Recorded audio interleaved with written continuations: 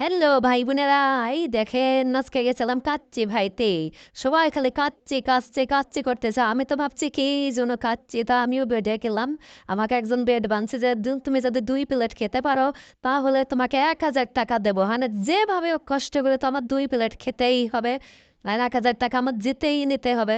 ওর 1,000 টাকা আমার খোসাতেই হবে। তা 2 প্লেট আমি খালাম, খাইয়া মানে আমার একটু ভালো লাগলো না। আমার কাছে তো একটু ভালো লাগে নাই। মানে এত, মানে কার কাছে কেমন লাগে সবাই কালকে ভালো ভালো এত ভিড় হয়ে যায়। আমি যেদিন গেছি এদিনকে দেখ কোনো মানুষ নাই, শুধু আমরা একারাই বসে রয়েছে টেবিলে। আমার তো লজ্জা লাগতেছে যে কেউ নাই, শুধু আমি একা একা। আমরা আমরা কয়জন আর কি, আর কেউ নাই। আর এক পাশে দূরে ছিল 2 জন। পরে দেখি যে আমরা খাওয়া শুরু করছি, পরে আর 2 জনরা আসলো।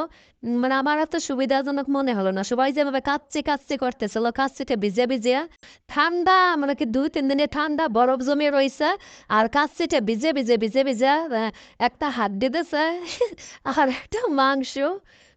কার কেমন লাগছে জানি না, আমার কাছে তেমন ভালো লাগে নাই। এতে বাসা আড্ডাই আমার মনে হয় মজা হয়। অন্যান্য জায়গায় খাইছে, আমার কাছে ভালো লাগছে, কিন্তু কাচ্চি যেরকম নাম করা শুনছি তেমন সেই হিসেবে আমার কাছে ভালো লাগে নাই। কার কাছে কেমন লাগছে জানি না। কে কে খাবেন চলে আসেন, দেখেন জানাইয়েন কার কেমন লাগে খাইয়া। আর গেছি খাওয়াটা যেমন তেমন ওখানে খাওয়া তো আমার পোষায় নাই, সেইভাবে আমি খেতে পারি নাই, মজা হয় নাই।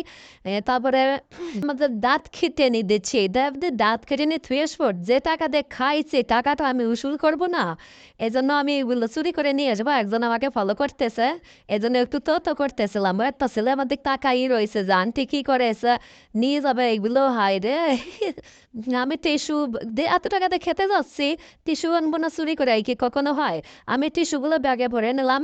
তারপরে বড় সস দিচ্ছে, বড় সসগুলো ব্যাগে ভরে নিলাম। এত টাকাতে খাচ্ছে এগুলো, আমি টাকাতে খাচ্ছি এগুলো, আমি টাকার কেনা, এগুলো আমি থুয়ে যাবো কেন? এগুলো আমি ব্যাগে করে নিয়ে আসলাম। কে কে আমার মতন ব্যাগে করে নিয়ে এসেন জানাবে।